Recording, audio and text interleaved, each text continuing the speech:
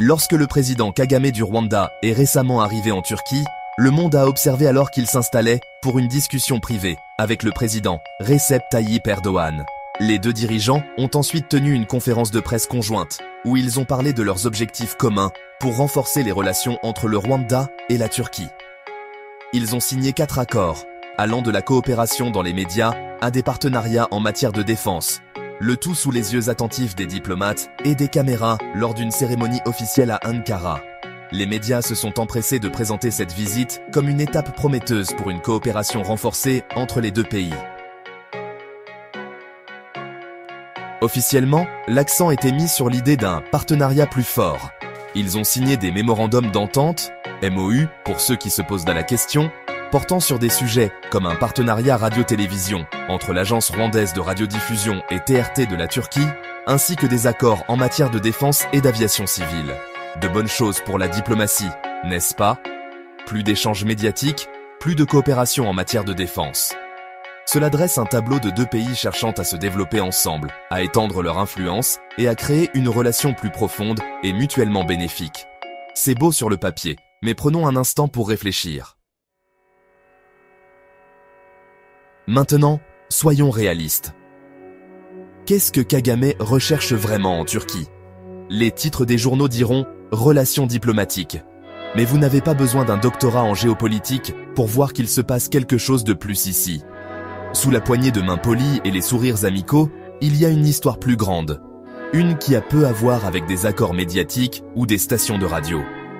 La visite de Kagame porte en réalité sur quelque chose de beaucoup plus controversé. Le conflit en cours en République démocratique du Congo, RDC. Depuis des mois, les pays occidentaux sont de plus en plus critiques à l'égard du rôle du Rwanda dans le conflit en RDC, accusant le gouvernement et l'armée de Kagame d'alimenter la violence. Et voici l'armement. Alors que les pays occidentaux prennent leur distance, Kagame cherche maintenant d'autres sources de soutien militaire. Et la Turquie, un acteur émergent dans les ventes d'armement, est prête à répondre. Quel meilleur endroit pour chercher des armes et des munitions qu'un pays désireux d'étendre son influence en Afrique?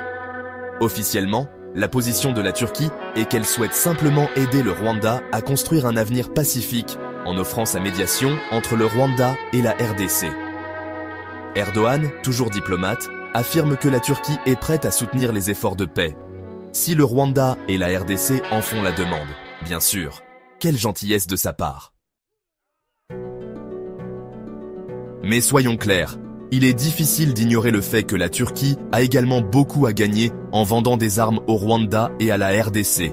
Alors, tandis qu'Erdogan pourrait offrir ses services de médiation d'un côté, il est aussi en train de conclure des accords d'armement de l'autre. On peut l'appeler diplomatie ou bien opportunisme. Quoi qu'il en soit, la Turquie a un intérêt dans cette affaire et Kagame n'est pas là pour des cadeaux. Il est là pour une relation plus profonde, une relation qui inclut des armes, des fournitures et un soutien militaire. Et n'oublions pas à quel point la Turquie se rapproche de plus en plus de l'Afrique, cherchant à étendre son empreinte politique et économique à travers le continent. En se rapprochant de Kagame, la Turquie ne gagne pas seulement un allié militaire, mais aussi une occasion d'accroître sa présence en Afrique centrale, et c'est là que réside le véritable pouvoir.